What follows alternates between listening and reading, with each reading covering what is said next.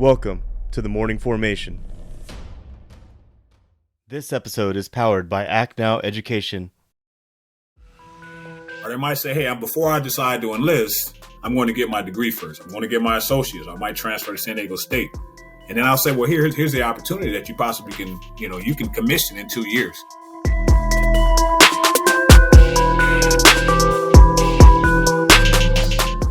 Warriors fall in. It's time for formation. So if you're an avid listener of the Morning Formation, you'll recall that I sat down and had a conversation with one of my previous battle buddies while I was in the Army, who is now a professor of military science, Lieutenant Colonel Michelle Parlette. She is now currently the professor of military science of the Army ROTC program down at San Diego State University. Well, talking to her actually led me to her recruiting officer. And I've been following this gentleman for a while, and I've been seeing like all the posts that he's been putting out, all the information about the SMP program, the Green to Gold program, the 3-year scholarship, all these great pieces of information that are out there and are available to people graduating from high school, folks that are maybe first year in college, second year in college, folks that are in the military looking to transfer over to the officer side while obtaining their bachelor's degrees. So today we're going to learn who the recruiting officer is for San Diego State University, and he's going to take us even deeper into the many opportunities that are out there for young adults seeking to challenge themselves beyond just a college education. So I want to welcome Dr. Michael Brantley. Thank you for joining us to the Morning Formation today, sir. Thank you for having me. Thank you for taking the time to meet with me. The honor is all mine. I really appreciate it, and I really appreciate all the information you put out, because I constantly tell people all the time about my own experience, because I was an SMP, a simultaneous membership program cadet, where I was enlisted in the Army National Guard, and then my junior year I transitioned into becoming a cadet. So I went from being an E4 to a cadet, and then the day that I graduated with my bachelor's degree, that was the day that I went technically active duty as a second lieutenant in 01 in the United States Army. So it was a very proud day to get my diploma, but then also have my father, who had served 20 years in the military, enlisted, pin on my bars. So thank you for what you do. I really appreciate you, and not just holding the position, but actually owning that position and putting so much information out there. Yeah, no problem. That's what we're here for. It's so much information out there that's just it's untouched. I think a lot of us, SMP. I still had to kind of learn about that when I started the role, but SMP, ed delay. There's just so many different options, and I didn't. My background is Navy. I knew nothing about ROTC at all. So now that I kind of got into the regulations and I've been able to, award a number of these different, scholarships, you just learn more and more every day. So. Yeah, I find that pretty fascinating about you. I had assumed that you were prior service in the Army, but it turns out you're in the Navy. So would you mind telling us about your own background, where you're from originally, and describe your own military career for those of us out here meeting you for the very first time? Okay. Yeah. I actually, I enlisted in the Navy. I grew up in Compton, South Central, I'm from California, ended up moving to South Central LA. I had no plans at all on joining the military. It wasn't in the cards. The plan was to get out and, graduate high school, go to college. And yeah, I did that. I went to Long Beach City College and had a couple of jobs. I remember worked at a portal potty company, and I remember I worked at AMC Theater. Yeah, it's pretty tough. And things just weren't panning out. And I was just trying to figure out my next move. And I remember I had this real crap car, and where the AMC Theater was right by the recruiting center. So, Air Force, Army, Navy had the recruiting centers there. And I was taking a bus because my car had broke down, and the bus had stopped right in front of the recruiting center. And right when I got off, the Army recruiter, he said, hey, man, you look like you need to change some things around. And I ended up taking the ASVAB for the Army, went into the Navy, and, did my 20 years. I initially was what they call a ship serviceman. They've changed it now to retail specialist, but what I coined it is kind of like you're the Walmart of the ship.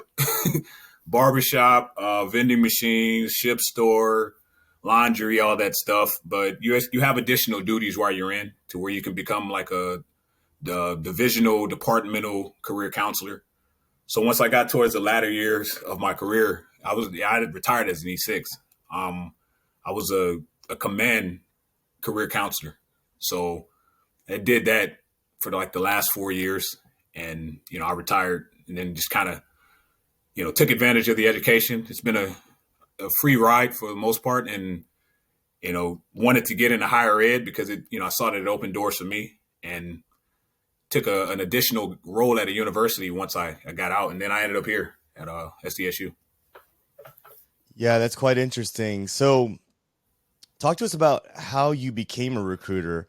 And also, I find it quite fascinating that you have your doctorates in education as well. So talk to us about that, because did you start your educational journey like while you were in active duty, or was that something that happened later on in life? Oh yeah, I started it when I was in. The role came up. I used to work at National University. I was an admissions advisor, and then I transitioned to an enrollment advisor, and I loved it. It was like probably 5 minutes from my house. You got to meet with a different, demographics of students, more so adult students, veteran students. I enjoyed doing it, and I remember one of the students came in with his daughter, and she went to San Diego State, and he was starting school. And she was like, "Yeah, they have a job opening up at San Diego State for the human resource assistant. It's the same thing you're doing here." I was like, "All right." So, USA Jobs is a little different. So I looked, and the announcement for the job popped maybe 2 weeks later. So I applied, and I went in, and I had an interview with Lieutenant Colonel Parlette. And I thought it was exactly what I was doing at National. So I said, "I'm in San Diego State." So I ended up getting an offer. Then it wasn't. It was something totally different. It was a lot. It's a lot, like, because you went through the program. It's just so much that's involved with, enrolling someone in the program, contracting, commissioning, pay increases and things like that. And yeah, it's very rewarding, but it's just so much to it. Our recruiting operations officer had moved on to another position, and, this spot opened up, and, it was kind of mutually agreed upon if I wanted to do it. I had to take a physical, do some other stuff, and I've been doing the role for probably it'll be almost 2 years. But yeah, so I understand, how much opportunities out there and all the ins and outs to some extent. And it kind of makes it easy to talk to you about these kinds of things because I have that background right now. But from where you stand, in layman's terms, like, how do you explain to parents out there who have never been in the military themselves and don't understand what ROTC is and how military service works after college? How do you talk to them and get them to fully understand? Because it's like a complete different culture, completely different language, right? Yeah, it's from a place of passion, and just more so the opportunity. To go back, I was able to get my education 10 years into when I was in. I took full advantage of tuition assistance, BOG waiver, FAFSA, all those different things. I found the loophole in order to get an additional year of post 9/11 and all that stuff in order to get multiple degrees because I didn't quite know what I wanted to do. So when I had started this job, I didn't know that they were just paying for college. So, my strategy is to let parents know. I kind of ease them into the process. Yes, your son, daughter, whomever will ultimately enlist active duty, National Guard, or reserves, but they had the opportunity, to go to college first. You're a student first. And, that's what I kind of explain. And then I will never, discredit my time served as an enlisted, E6. It was kind of tough for me to advance, but I had tried to go officer twice and it was just so complex. You had to do so much. So I explained just the simplicity behind it. If you just do certain things and you meet certain requirements and just give all the details, it's all about just giving the details. And I just make sure I'm available most of the time. Like when I meet with parents or whomever, I respond to an email within 5 to 10 minutes. It's a blurb just to have all the information out there. I took the extra step of creating a website until SDSU, they have a new webmaster. So until, we can actually get our school's EDU account up to par, I had one created. And it's just it's easier on the eyes and it just explains everything in detail. It's just about having the information. If I can get the information out to a parent and just know exactly what they're looking at before I have time to sit with them, we're just, closing the gap on a lot of those questions that they might have. The military has changed since, you and I were in. I joined in '98, so it's a different place. It's a different, type of applicant for the military now. So we try to, just focus in on what it has to offer. There's a lot of bad press when it comes to the military now. Sometimes, veterans that are struggling and transition, that stuff is scary. But, you always got to make sure you have the right information, have the right resources provided, give the right examples. Yes, I was enlisted. I did 20 years. I retired as an E6, but the military got me exactly to where I am. It paid for 10 degrees once I finished my doctorate. So there's just so much out there that I think a lot of us don't know about. And the focus tends to be on, the bad stuff. So we kind of stay away from that and just focus on the opportunities. Who you are and who you become in your trajectory in life sort of is all about who you surround yourself with, right? Yeah. So can you talk a little bit about the environment and the culture of the Army ROTC environment that a cadet might experience while there? Like, what's a typical week like? They are, I like to emphasize that they are students first, but we have a great cadre. I've been there enough to see a rotation from one regime to another, and both have been, good. Being Navy and seeing Army, that was a little different at first, the language and things like that, but it's just a melting pot of just different experiences. People from all over the place, different MOSs, different branches, just, you can see it, and it definitely helps. And, somebody that's just, S&P cadet that's probably enlisted in the Guard or Reserve will have more experience than somebody that's just a national scholarship cadet that's coming in straight out of high school, and their only exposure to it is probably what they know. Maybe a family member served, a parent or something like that in JROTC. So for somebody that's coming in, like I say, straight off the street into the program, the exposure for it is just so much of it. It is. There's a lot of different examples. Even we have a Cavazos intern, and he went S&P, but he's actually, he's a first lieutenant. He'll be putting on his captain here, I believe, in February, and he's a Ranger. He went through, Ranger school. So there's that example. We have, our Sergeant First Class. He's in, San Marcos or whatnot, but he's a 42 Alpha, so he understands the HR side of it. We have another staff sergeant that's a 42 Alpha. Just so much. So if someone has a question when it comes to what it is that they possibly want to do in the Army, long term, they'll have an answer no matter what. We do have some that go through the program and they say, I think I want to go enlisted. And I'll say, man, don't do that as a joke. But then we can explain, and we have a great relationship with all the recruiters in the area. That was one of the first things I did when I started the job, is I went to the different recruiting offices and I introduced myself. And it wasn't that I was trying to poach numbers or anything like that. It's a one-for-one thing when it comes to S&P. And I explained that, and I sent over some slides. So, if ROTC isn't something that's for you, we're still a family here to where we can still help somebody if they decide to move on from the program. So they're well taken care of when they do come here. When we go to these events, you're supposed to go to like the Service Academy event or the West Point event. You're supposed to say, hey, this is why ROTC is the best, and this is why you should pick us. I never really say that. I always just say, apply for them all.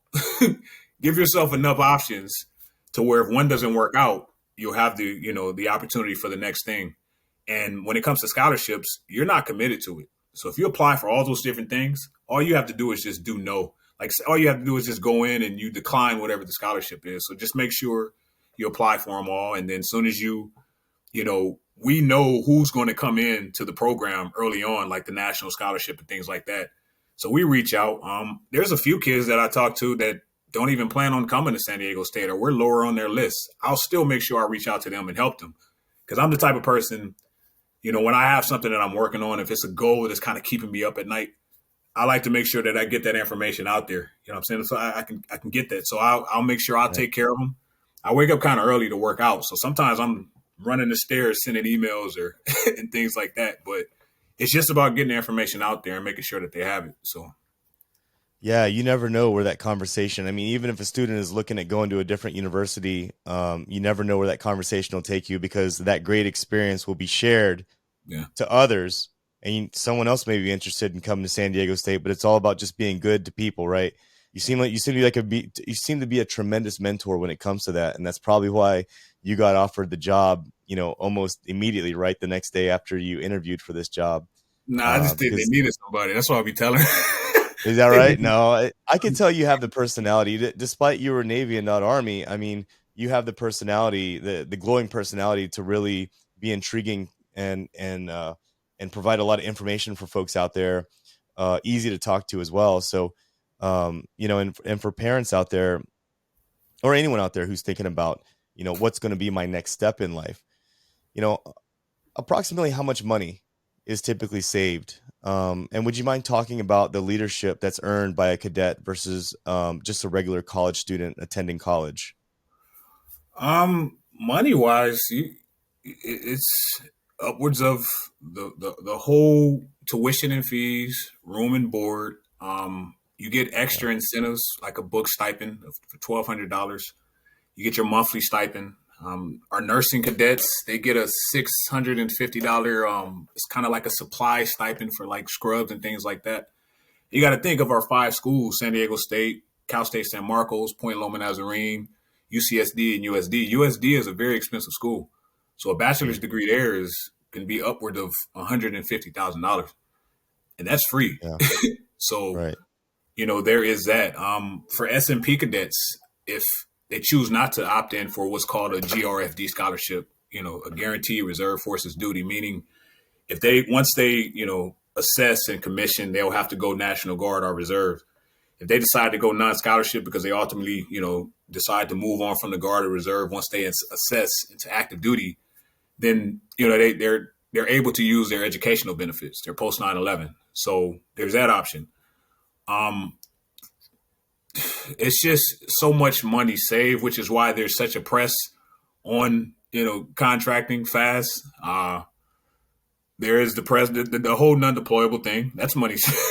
I mean, it's Oh yeah. just that's I can say that's emotional. That's saved because I've worked with a number of our cadets that we have some right now. As a matter of fact, that we're trying to figure out how to get them, contracted sooner because we're having some issues with the whole Dodd MERP situation. In order to get them contracted because it's looming. A deployment is looming. So there's a lot of money saved. There's a lot of stress. That's kind of relieved. You can focus in on finishing your degree and being a student and focus in on the program. On the leadership side, the military science classes, for what I've seen, are awesome. Army leadership, customs and traditions. They do have health and fitness to where they go out and they PT with the cadets and things like that. Applied leadership, military history, and things like that. So, I wish I'd get me some experience. I can teach some of those classes, but it's all there. But aside from the courses that are taught, you actually have that mentor. You actually have that leader that's been in for those years that you can ask those questions to, and they can share their experiences. So it's all just right there. And I tell a lot of the applicants the hardest part is just getting accepted into the school, and we take it from there. So Right.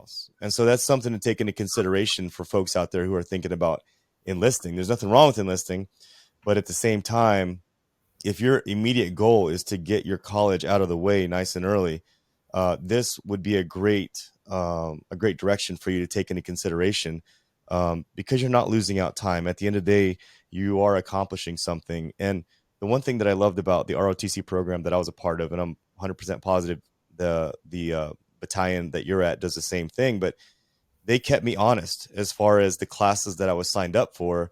Um, I was on target to graduate by a certain date because we yeah, all know it's a 4-year degree, but some people take 5 to 6 years to get that 4-year degree, right? And so for me, they laid it out for me like for this semester, this is what you're taking this year, next year, and the year after, and this is your projected graduation date. yeah, So that, academic alignment. yeah, So I mean, their academic alignment.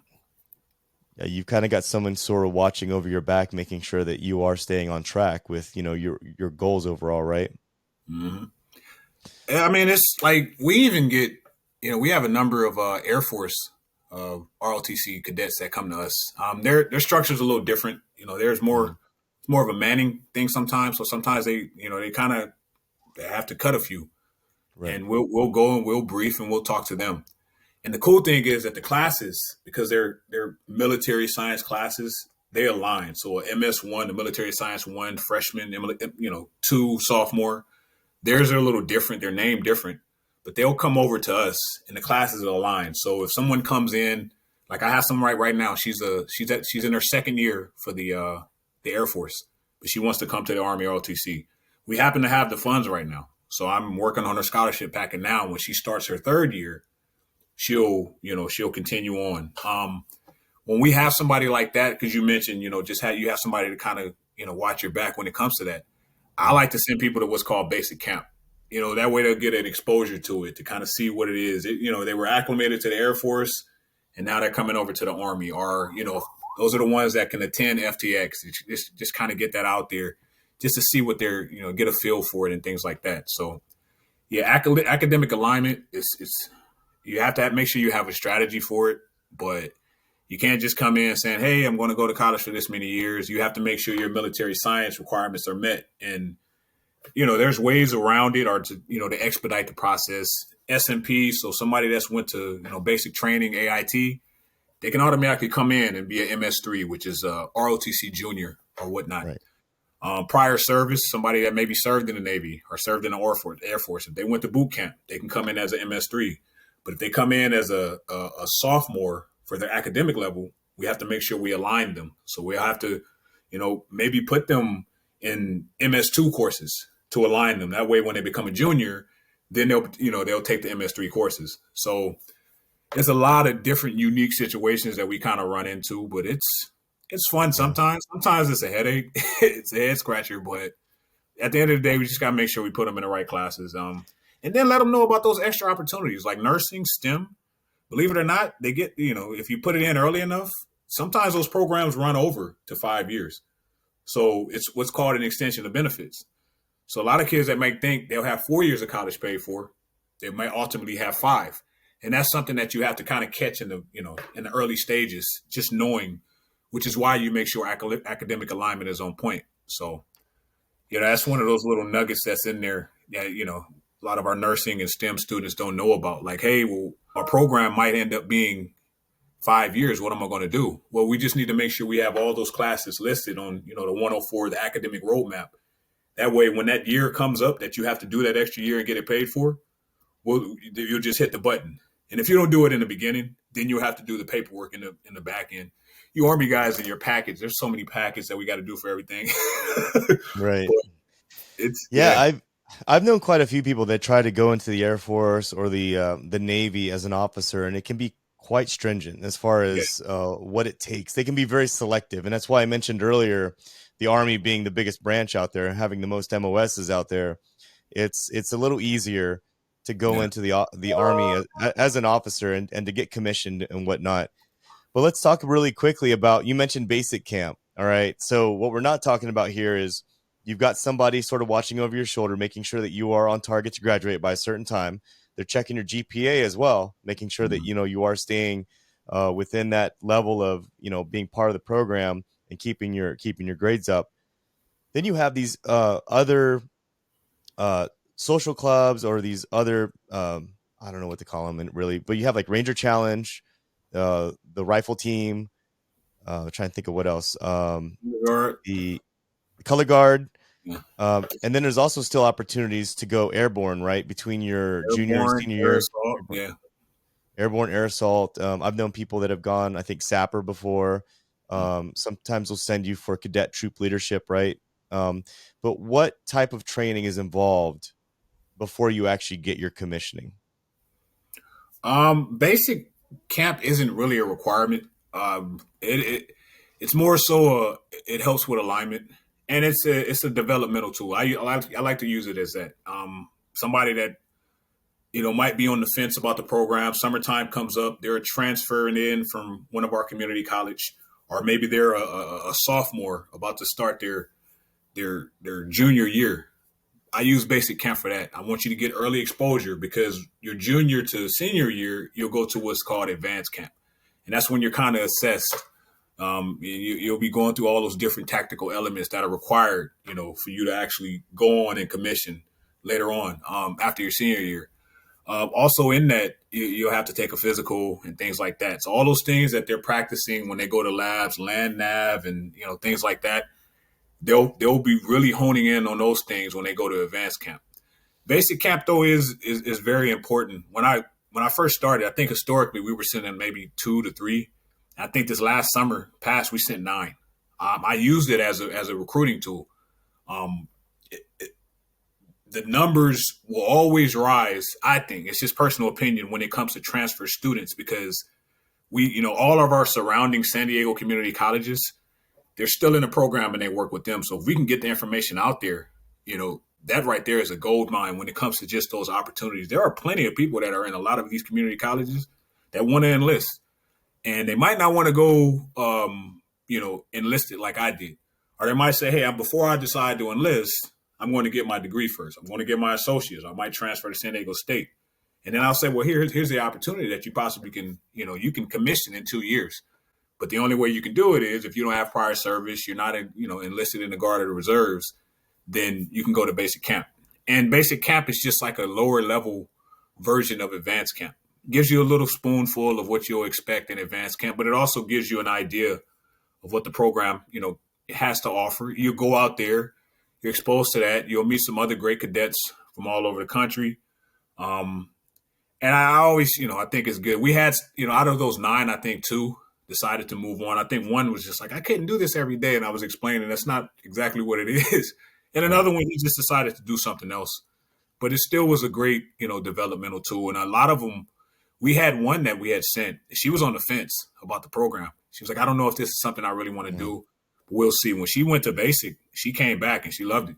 Now she's like, how do I go to air assault? And, how do I go to airborne school? I'm just like, okay, hold tight. we have to progress through the program. So That's exciting. So where does basic camp take place and how long is it? Fort Knox, Kentucky. It's about a month, about 4 weeks.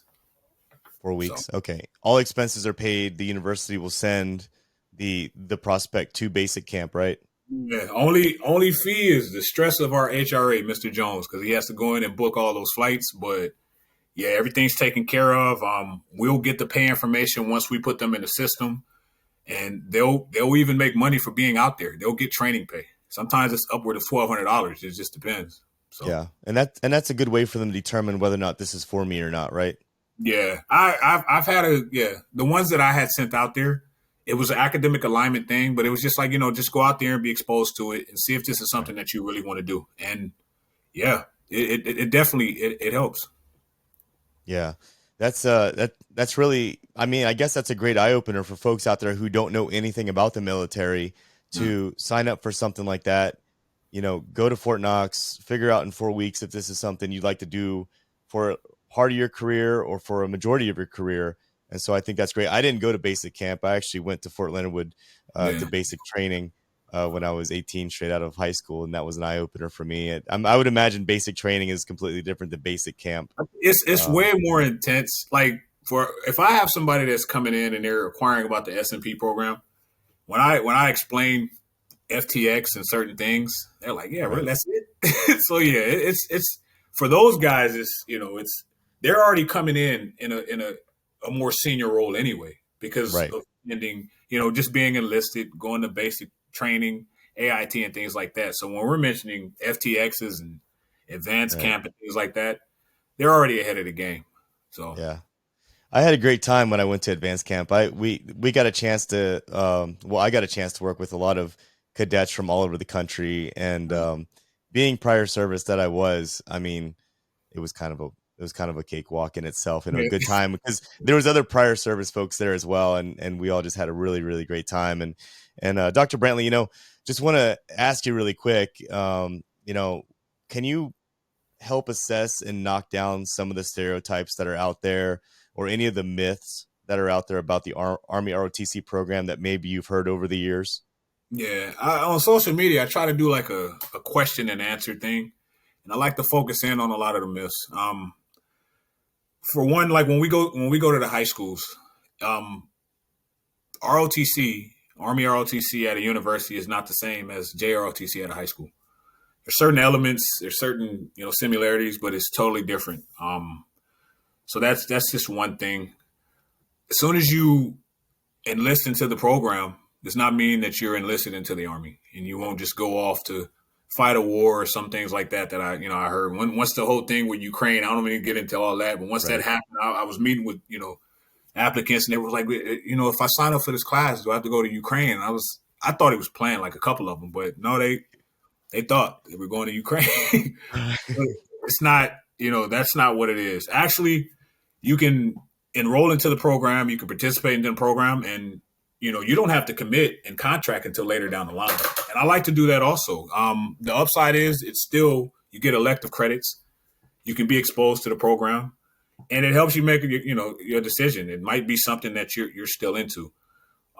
To go back, another myth, you're a student first. So if you still want to play, or you are selected to play, or you have a scholarship, you still want to do sports, you still want to be a fraternity, a sorority, be in clubs around campus, still go out and party, you still can. You have that, that opportunity to still do that and be exposed to you have the college experience, as I call it. Like a young sailor in San Diego, I didn't have the college experience of sitting in classes, but yeah, I used to hang out on a lot of these campuses. Like I went here and things like that. So if you come into the program, you actually have the college experience. More so as far as like what's available, there is no unlimited pot of money. Sometimes we do have applicants come in and they say, I want a scholarship and I want a commission or a contract right now. And no, there are requirements that you need to meet. And there are allotted funds that we have, but the program does its best to make sure, that we try to take care of every, cadet that is eligible and is rewarding of it. So I think from June to now, we've given out maybe 25, 26. If we had to make sure, we had the applicants that made the requirements, that was one thing that we made sure that we took care of. I can't think of any off the top of my head, but there's a bunch of them. And as people go through, the program, or as they're exposed to it, they tend to come up and they tend to ask. And a lot of, in the Navy, we call them sea lawyers, but there's a lot of word of mouth sometimes when it comes to just information, just bad gouge. So it's always ideal to ask questions. And like I say, I keep odd hours. So sometimes I will get an odd question in the middle of it, like right when I'm waking up to work out, and I'll have to look at it twice. Does this mean that I have to, go fight? No, it just means you have to go to MS2 class and, pass the class. So. Right. Yeah. We called them barracks lawyers in the Army. There was a lot of those. And so, if anyone out there is listening, it's definitely worth, following, Dr. Michael Brantley on his social media platforms, or contacting him and asking him and getting the actual real information about what it is, what it's about. Don't talk to someone who knows someone who knows someone, because that's the worst type of information that you could possibly get out there. And with that being said, I want to finish this up and talk about the scholarships that are becoming available within the next coming year or so. And would you suggest a site visit for anyone out there who might be interested in the San Diego State University Army ROTC program to meet the cadre and to observe the overall structure of the battalion itself? I would. Right now we're in the middle. We're closing on the middle, the second board of the national scholarship process. That is one thing that I always say. If you're a high school senior, apply for the national scholarship. Apply. Like it can't hurt you going through that process. It's a little tedious because you have to go through, you have to, type your essay, you have to upload your documents, you have to do a PMS, or if she can't do it, then I can do the interview. You have to take your fitness test, but apply. And those kids that reach out for us to do their interview, if we're on their list of schools, stop by, get you some swag, and we can tell you exactly what it is that you want to know about the program. If you're considering a school that's on the East Coast, but you're in the West Coast, still reach out to that school. On the page that I had made, the social media page, I have an Ask a Cadet option. So you go in there and you'll drop your questions, and I'll send it off to our APMSs, or I'll reach out to somebody if it's a specific type of cadet. And it'll have, male, female, nursing, what year you're in, your major, any questions that you might have. So always just, poke around and get those questions. But yeah, right now, the National Scholarship, even if you're coming into the process late, apply for the National Scholarship. We go to a lot of these high schools and people have no idea what it is. Or sometimes people will tell you that they know what it is and they don't. You get into the conversation, they'll be like, yeah, I'm doing it. And I'm like, oh, well, how far are you? How's your profile looking? Give me your name and I can look it up, see if you need any help. Well, no, I must be talking about something else. Well, no, it's only one, but I'm gonna help you. So right. One thing I did was I had went in and I had made a fake account. It's like, it says SDSU buff or something. And the guy, he calls me like, who is this person? I said, that's me. I had made it in order to, have the profile so I could see step by step what's needed. Instead of me just telling somebody to go in there and apply, I know exactly what's required in there. So, for the second board, it comes up in January. I'm on social media. I'm really pressing it out there every other day. Make sure you go in there, especially since the holidays are here. We're things are going to slow down a little bit. Go in, make sure your application is good to go. We had a couple of people we were still able to, award scholarships to, and they only went through one board, the board in March. But, just go through it. Just have the opportunity, or give yourself the options to have that opportunity, and then it'll work out. But National Scholarship is always top tier when I talk to the high school seniors. Those that aren't, they're a little further on past that. Maybe they're considering, they got past the whole March, the last board, and they're just coming in as a college student. Take some of the classes first. Take MS1. See if it's something that you're into. See if it's something that you can see yourself doing for that duration of your time at college. And if it is, then we can sit and we can talk about opportunities for scholarship. I'm gonna be honest with you. I don't play when it comes to scholarships. If they're deserving and if the APMSs think they're deserving, we're going to get that paperwork in. And we'll be working back and forth when it comes to that scholarship requirement in order to be met. There's some, the 104, which is the academic roadmap. There is you have to make sure you do your DOD, physical, and things like that. But when it comes to, once we identify somebody that's up for a scholarship, we do. I do also, I stress the whole SMP, the simultaneous membership program option. Because some people, they come into San Diego State or one of these other schools and they're already National Guard, or they're already reserves, or they're considering it. I don't shy them away from that. I don't never say, hey, don't do this, do this. No, I'll say, okay, well, if this is what you're doing, have you heard about this program? And then these right here are the potential opportunities for that.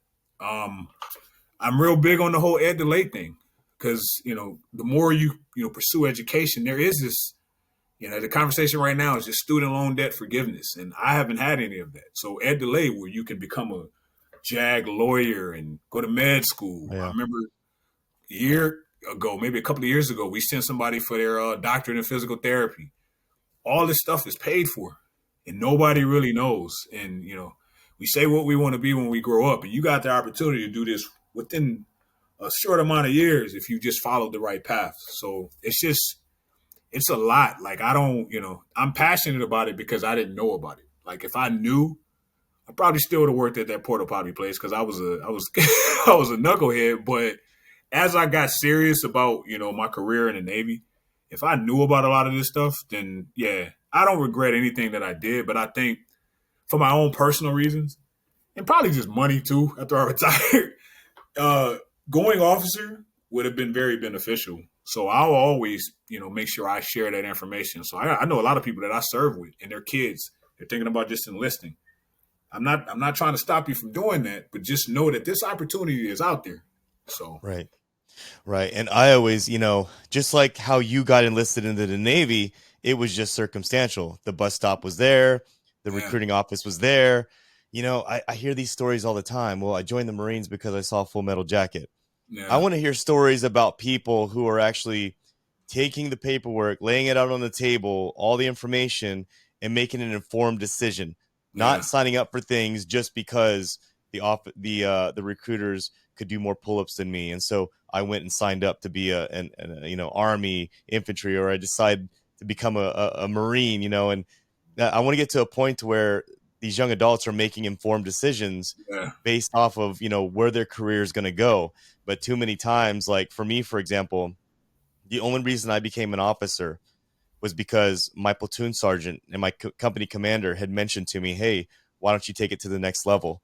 Why don't you consider like ROTC? And I'm like, I don't know. I literally was for 2 years, I was on campus walking past the Army ROTC battalion Oh almost man. every week. And I never bothered to stop because I just didn't think it was for me.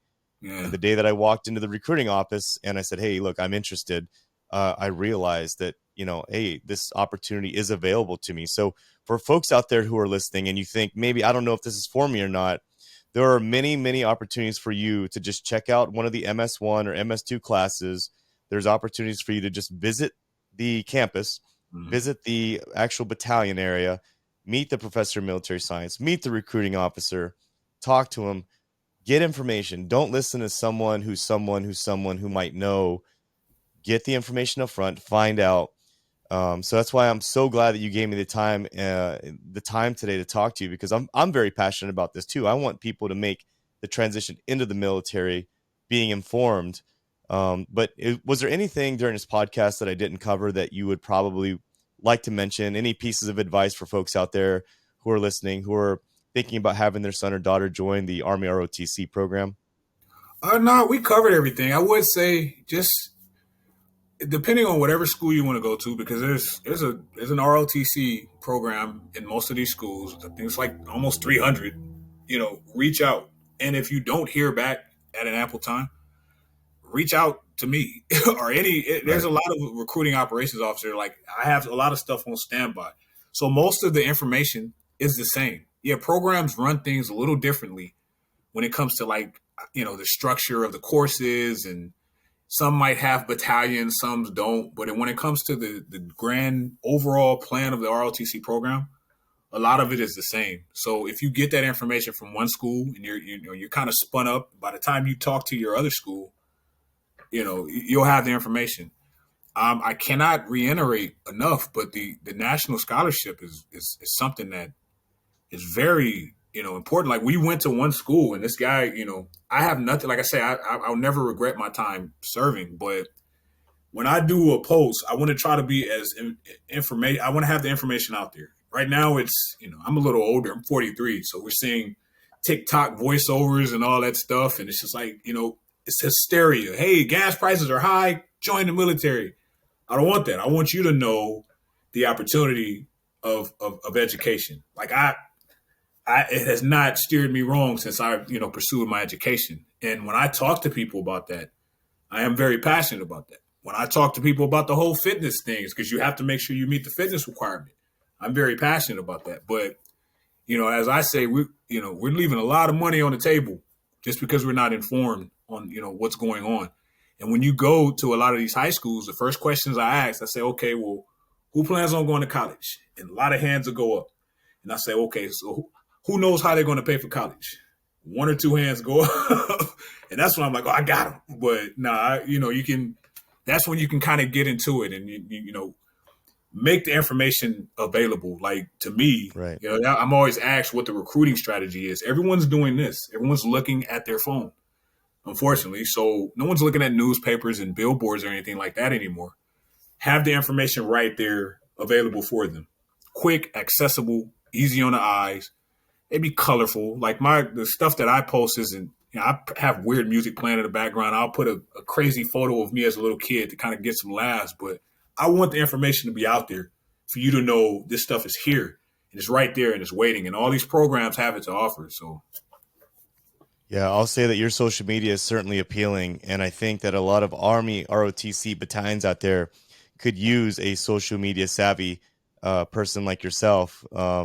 Because I tried to contact my old university last year, went to yeah, their website, sent emails. Turned out that those cadre members had moved on, and those were dead links basically. So I had to email about 5 different people before I got a response back. So with that being said, if you're if anyone out there listening might be interested in getting up early in the morning and working out with Dr. Michael Brantley here down in San Diego, how can they get a hold of you? What platforms are you on? I have a Facebook and I have a Twitter, but I think the most user-friendly one for me right now is Instagram. And I'll post the most relevant stuff. What I do is if I have a conversation with an applicant and, he has something that's on his mind and he's unclear. He wasn't able to find it. Like you mentioned, there's a lot of dead links. Like I joined one Facebook group for the Green to Gold program. That's another thing for, current active duty soldiers that want to go officer outside of the OCS route. There's a Green to Gold option to where you can go ADO, non-scholarship, scholarship. I'm sorry, we didn't mention that. So maybe in another podcast. But Green to Gold right now, they're doing the boards and the board closes on Friday. But when people try to get the information, there's just dead links and they just go down this rabbit hole trying to find all this information. So for me, Instagram and, I don't have one of those automated messages in the DM. It's right there. I try to answer it, pretty quick. I'll switch the link around to the website that I made, but the website that I made not only has all the most relevant information, but it also has, all the forms that's needed. So if I'm talking to somebody and they're already spun up and they say, okay, I'm ready to enroll. Can you send me the forms? I don't need to send you anything because you can go to the website and you can download them there. Usually when I talk to somebody, I have all of my, my Zoom, my social media account, the website, everything in my link. So a lot of times I'll get people click in and just do a Zoom. And if I'm up and, I'll hop on the call or whatever. Yeah, it's all there. I don't do business cards. I used to have like a .cards link on my Instagram, and that would have like, I made additional email. It's called SDSU@gmail.com. I have the work phone, send a text. You don't have to call. A lot of people are texting right now. If I have a PowerPoint, I have our orientation. I upload people with so much information up front that you'll be crazy not to at least try it out. It's all right there for you, So, and if that doesn't work, we'll send you right over to a current cadet. You can talk to them and see what their experiences are. And it's been working. Like I said, I really don't have a strategy. I thought my social media was about to get shut down, but it's just they wanted me to. I had to say a certain disclaimer in order to make sure that since I'm doing my own thing. Yeah, I saw that. I saw the disclaimer that you added to that. And no, I think you're doing great. I think you're doing great things. I did check out the dot card that you have, and there's a lot of information on there as well. And for folks out there listening, if you're looking to contact the recruiting officer for San Diego State University, even if you're interested in the Army ROTC program, period, you don't have to be interested in San Diego State. If you just want to get information, all right, scroll down to the bottom. If you're listening to this on audio podcast, you can scroll to the bottom in the show notes. You'll see the different links where you can get a hold of Dr. Brantley. And then also too, if you're watching this on YouTube, look down in the description. You'll see all the links down there as well to get all the information you need. And it's all about timing. It's all about timing when it comes to these scholarships and getting those opportunities. Dr. Brantley is a great contact for that. And I really appreciate you giving me your time today. I know you're very busy doing recruiting and then also, doing your full-time job as well. And so I really appreciate you for giving us your knowledge and your time today. Thanks for having me. I enjoyed it. I know I didn't do better than Lieutenant Colonel Parlette. Hers is very articulate. So thanks for having me. That's why she makes the big bucks, right? Yeah. Yeah. So for everyone else out there, I hope you enjoyed today's episode. I hope it provided some knowledge and some coordination as far as what direction you might want to go, or maybe someone. Refer them to this podcast and have them listen to it. But as always, I want you to stay tuned, stay focused, and stay motivated. Warriors, fall out.